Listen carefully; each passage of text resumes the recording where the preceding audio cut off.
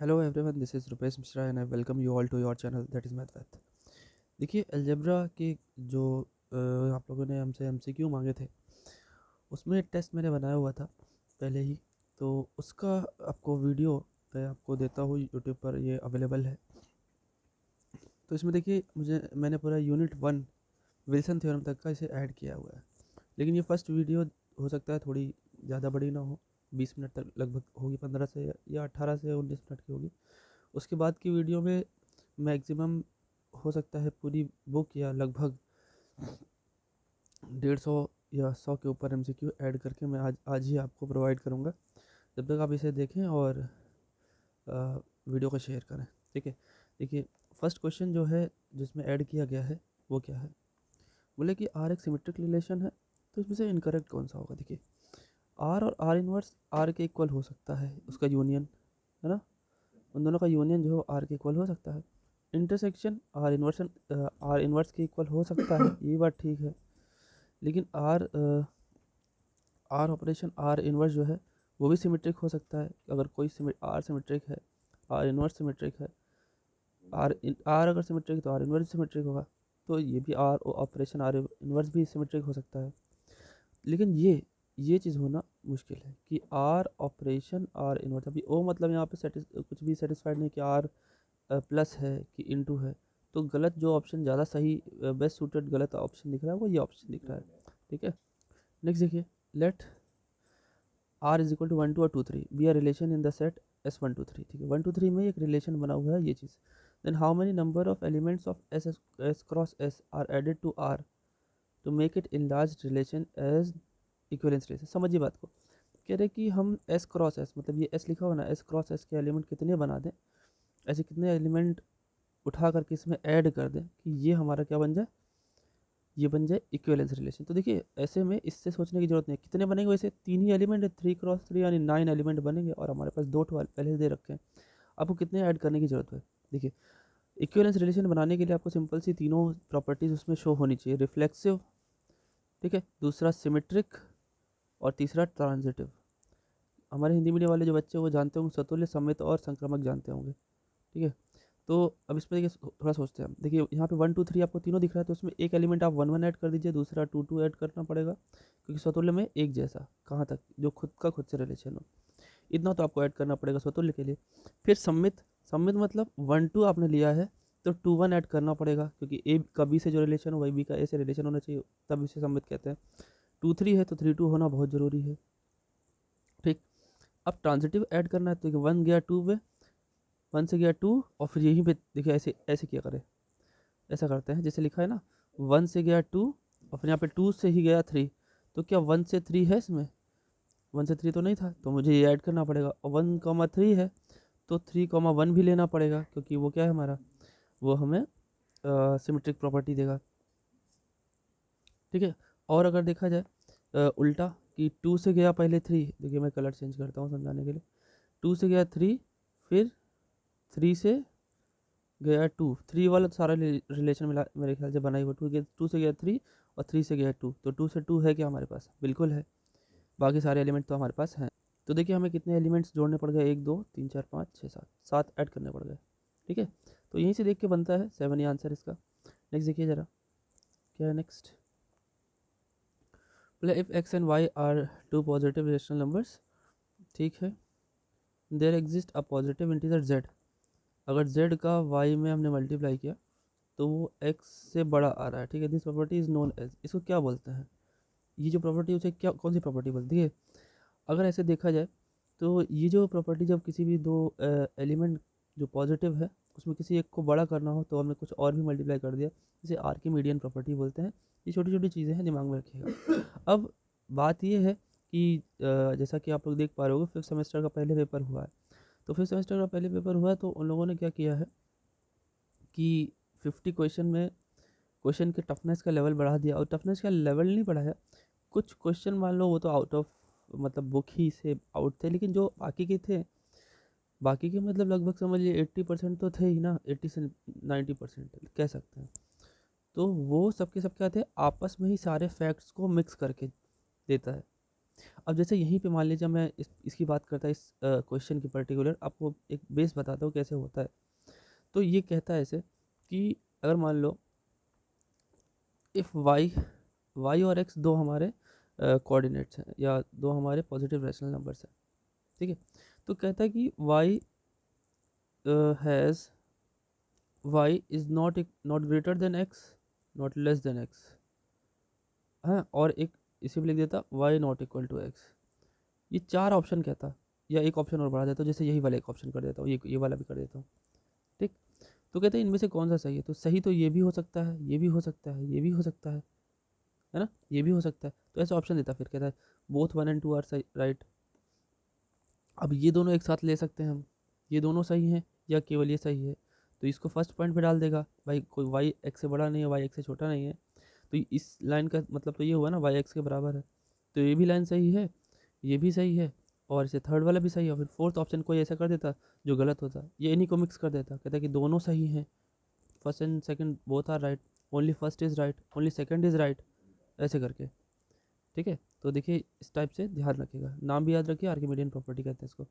Next देखिए जरा, the remainder when triple one is divided by 12, भाई ये तो मॉडलों की बात कर रहा है, डिवाइड कर लीजिए, 12 से डिवाइड करिए, अगर 12 टेन ज़ा 110 और 12 नाइन ज़ा 108, जो 3 बचेगा, 3 रिमाइंडर आ जाएगा। ये तो बहुत सिंपल सी चीज़ थी। The question in remainder when -1 is divided by 3, question remainder बताना है। अरे भैया देखो, 3 से डिवाइड करना है -1 को, क्वेश्चन रिमाइंडर कैसे निकालें, है ना। तो देखिए यहाँ पे कोई ऐसा मॉडुलो वाला रिलेशन तो बोला नहीं है, तो सिंपल जैसे हम लोग डिवाइड करते थे पहले, 3 0 बार ही जाएगा भाई, है ना। और अच्छा एक चीज़ और देखिए, तो ये -1 ही आ जाएगा, बिल्कुल ही सिंपल। तो यहाँ ये क्वेश्चन जीरो और रिमाइंडर -1, तो यहाँ पे ऑप्शंस तो गलत दिए हुए हैं, क्वेश्चन जीरो होगा और रिमाइंडर -1 होगा। देखिए यहाँ पे मैं से जीरो कर देता हूँ, ठीक है, तो ऑप्शन नहीं होगा। अगर ये मॉडुलो वाला होता बच्चों, तो मॉडुलो वाला भी समझ लीजिए। अगर कहता है कि if -1 is divided by multiplication modulo 3, तो हम लोग ये करते हैं, देखिए ध्यान से, 3 ऑफ -1 जीरो, तब हम कितनी बार ले जाते हैं, 1 बार ले जाते हैं, तो वैसे ही किस में कन्वर्ट हो जाता।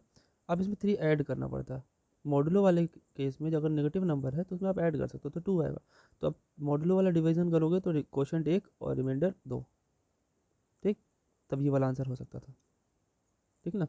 चलिए आगे बढ़िए, क्या है भाई, नेक्स्ट है हमारा, हाँ, द वैल्यू ऑफ 12 मॉडुलो 3, देखिए आ गया ना, 12 मॉडुलो 3। तो हमें क्या करना होता है, कुल मिला के ये कह रहा है कि हमें मॉडुलो वाला डिवीजन करना है और रिमाइंडर लिखना, 3 4 12 पूरा कट गया, जीरो आ गया आंसर, ठीक। उसका देखिए द वैल्यू 155 मॉडल होना है, ये अब आप करेंगे। आप मुझे बताएं कितना आंसर आएगा, DIY, इसको कमेंट में आंसर दीजिएगा, ठीक है। ये वाला देखिए कह रहा है AB को डिवाइड करा है और AC को भी डिवाइड करा है, तो ए उसके एडिशन को भी डिवाइड करेगा, सिंपल सी बात है।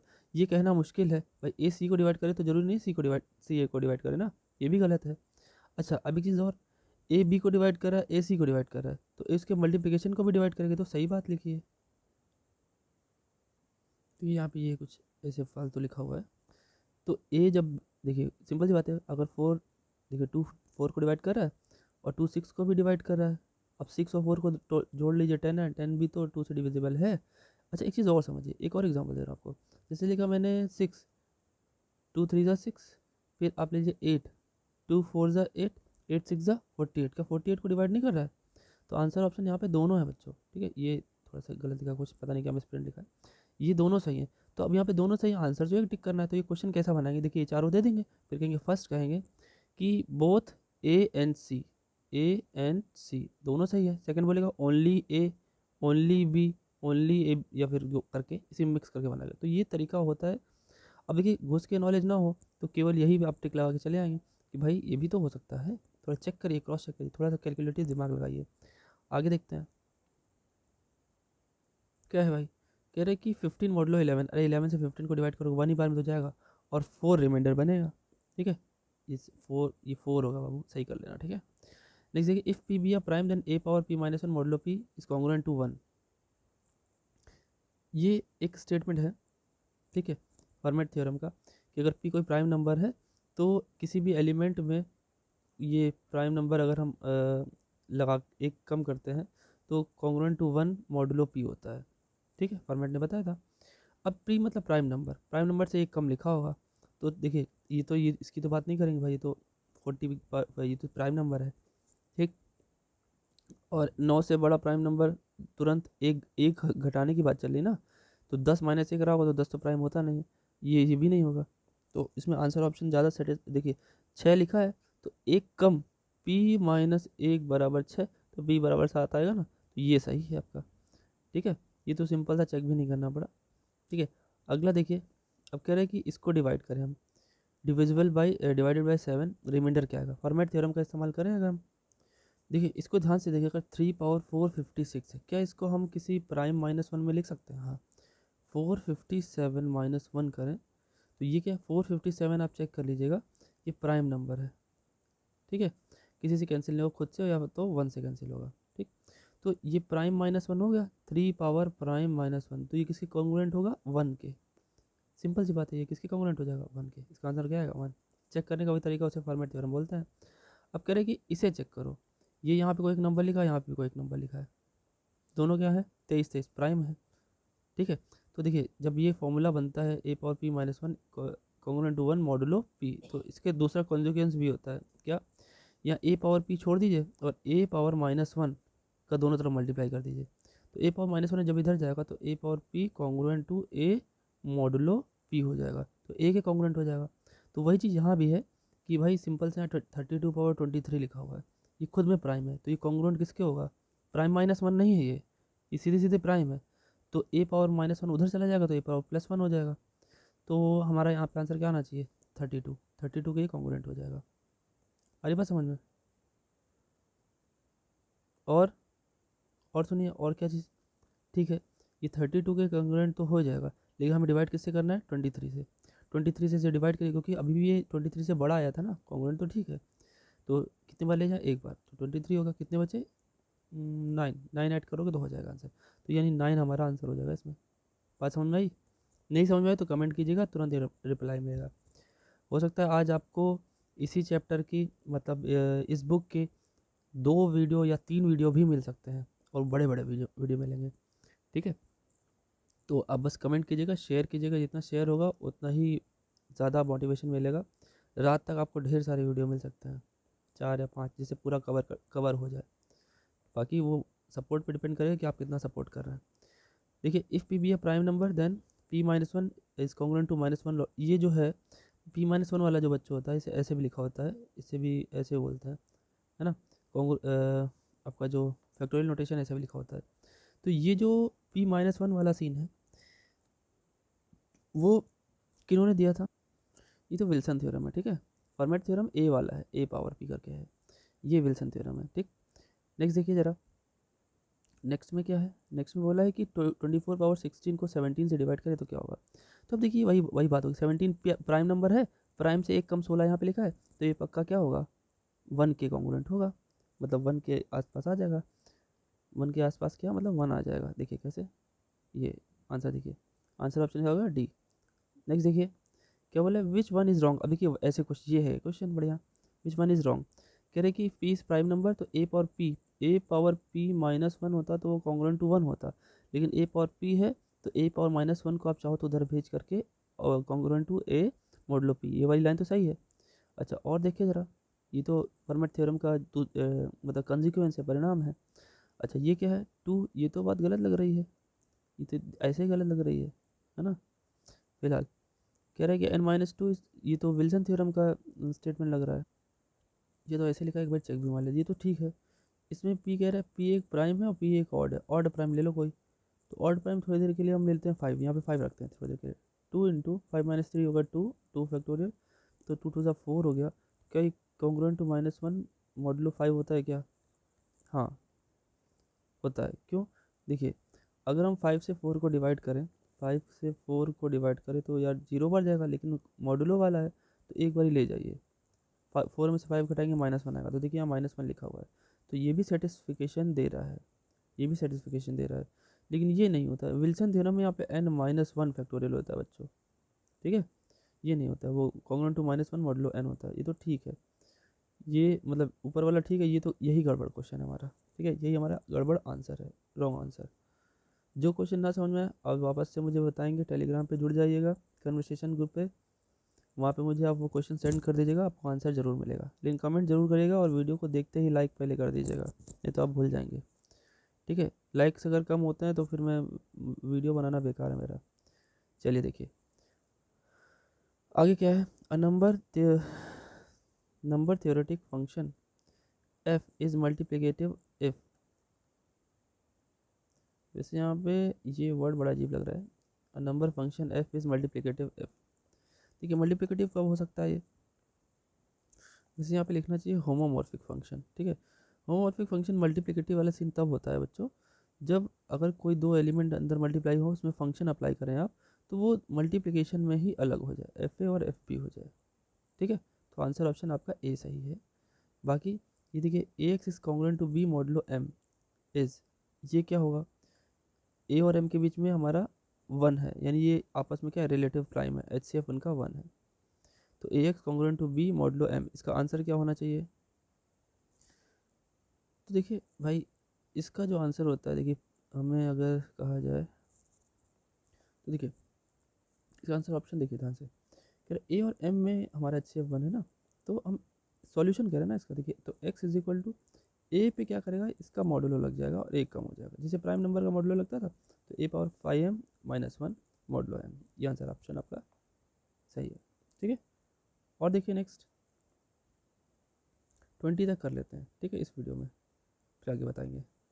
Which one is correct from the following statement. कह रहे कि 5p अगर p एक प्राइम नंबर है तो आइलर 5 फंक्शन होता है वो एक कम ओपन होता है। तो देखिए आइलर 5 फंक्शन जो है उसका फॉर्मूला ही देख लीजिए ना, सबसे बढ़िया 5p, अगर आइलर 5 फंक्शन निकाला जाता है तो p जो भी इसकी पावर हो वो यहाँ लिखा जाता है, और एक पावर कम करके यहाँ, जैसे मान लीजिए n है पावर, तो पाई n और n माइनस वन। अभी कह रहे कोई प्राइम नंबर है, ठीक है, प्राइम नंबर क्या होगा भाई, कोई वैसे ये मैं एक चीज़ और बताऊँ, रुकिए देखिए, जो आइलर 5 फंक्शन होता है वो एक नंबर को पूरा तोड़ने के बाद अगर उसके ऊपर कोई दूसरा नंबर लगा है, मतलब ये प्राइम में तोड़ने के बाद उसकी पावर उतनी लगा दीजिए प्राइम, और फिर एक कम कर कर लगा दीजिए। अगर अलग अलग दो नंबर हैं, दो प्राइम नंबर, जैसे यहाँ पी है, एक पी की पावर एम और क्यू की पावर एन है, ये फॉर्मूला बता रहा हूँ, तो एक ब्रैकेट में पी की पावर एम माइनस पी की पावर एम माइनस वन, और दूसरे ब्रैकेट में क्यू की power m into minus q की पावर माइनस क्यू की पावर एम माइनस वन। ठीक है, क्यू की पावर, थोड़ा शॉर्ट में लिख रहा हूँ जल्दी जल्दी में, गड़बड़ ना हो जाए। तो यहाँ पे रिलेट करते हैं, देखिए अभी आगे और भी आएगा, ऐसा फॉर्मूला बताता रहूँगा। अब कोई प्राइम नंबर है, आप सोचिए 5 ऑफ 3, एक तो सोच लिया करिए, जब भी कोई ऐसा जनरलाइज क्वेश्चन है तो मैं एक सोच लिया करिए। तो 3 को और तो तोड़ नहीं सकते, 3 पावर 1 लिखना पड़ेगा, 3 की पावर 1 माइनस 3 की पावर 0, एक कम यहाँ लिखा होता है, तो कितना हो जाएगा, 3 पावर 1 3 हो गया, माइनस 1, 3 में 1 गया बचा 2। तो एक तरीके से आंसर अगर चेक करें तो एक कम आया ना, प्राइम नंबर के केस में एक कम आता है, तो सही बात है। अब क्या कह रहा है, पॉजिटिव नंबर पे ये नहीं, पॉजिटिव नंबर पे ये नहीं होती। देखिए अगर पॉजिटिव नंबर में 4 लिख ले जो कि प्राइम नहीं है, तो 4 को हम 2 पावर 2 लिख सकते हैं ना। 2 पावर 2 क्या लिखेंगे, 2 पावर 2 का आंसर क्या होगा, 2 पावर 2 माइनस 2 पावर 1, एक कम होता है यहाँ पे, तो 4 माइनस 2, आंसर तो 2 आ गया ना, तो एक कम तो नहीं हुआ, तो ये ऑप्शन गलत है। ठीक है, ये ऑप्शन गलत है, सी वाला भी गलत है, केवल यही सही आंसर है। बाकी फॉर्मूला मैंने बता दिया। Which is the canonical decomposition of the number 24। कह रहे कैनोनिकल मतलब इसको कितनी तरीके से इसको फैक्टराइज किया जाए कि और ना फैक्टराइज कर सके। तो 24 को तोड़िए, दो 2 इंटू 2 8 हो गया, 8 3 24, तो 2 पावर 3। और ये कैनोनिकल में हम लोग इस फॉर्म में लिखते हैं, पावर में फॉर्म में, ऐसे नहीं लिखते हैं, लिखना ये भी नहीं है, ये भी कैनोनिकल फॉर्म नहीं, कैनोनिकल फॉर्म यही है, इस तरीके से लिखना। ठीक है, देखिए इस वीडियो का लास्ट क्वेश्चन देख लेते हैं। If m be a positive integer, a m का ये जो एच सी एफ है वो 1 है, तो इसकी वैल्यू कितनी होगी, इसकी वैल्यू होगी इसमें से जो भी होगी, इसको अगर निकाला जाए तो इनमें से कौन सी ये फॉर्मूलेशन लगेंगी। ठीक है, तो ये जो फॉर्मूलेशन है बच्चों, इसको बोलते हैं Fermat's little theorem, sorry an inverse, sorry sorry sorry an inverse module of m, inverse module है। ठीक है, अभी आपको बताएंगे जब फर्मेट लिटिल थ्योरम आएगी तो वही बताएंगे। ठीक है, an inverse of a module m, ये एक मॉड्यूल एम का इनवर्स रिलेशन वाला फॉर्मूला है। अभी जो 4-5 जो थ्योरम है वो अभी मैं बताने वाला हूँ अगले वीडियो में, पहले बता दूंगा, अब इसको पहले डिस्कस नहीं करेंगे, पहले बताएंगे, उसके बाद कुछ कॉन्सेप्ट बताएंगे तो जिससे कि आपको रिलेट होता रहे। ठीक है, तो गलतियाँ भी कभी कदार एग्जामिनेशन में या बुक्स में मिल जाती, तो आप लोग उसी को पढ़ लेते हो, याद कर लेते हो, तो याद ना करें आप। चलिए, इस वीडियो में इतना ही। ये वीडियो अभी तुरंत अपलोड हो रही है, सुबह के लगभग 6:45 के आसपास। फिर इसके बाद दोपहर तक आपको अच्छे से वीडियो मिलेगी, लेकिन मुझे इस पर रिस्पॉन्स अभी के अभी चाहिए। देखिए कितना रिस्पॉन्स आप मुझे गेन करके देते हैं। मिलते हैं फिर नेक्स्ट वीडियो में। Thank you.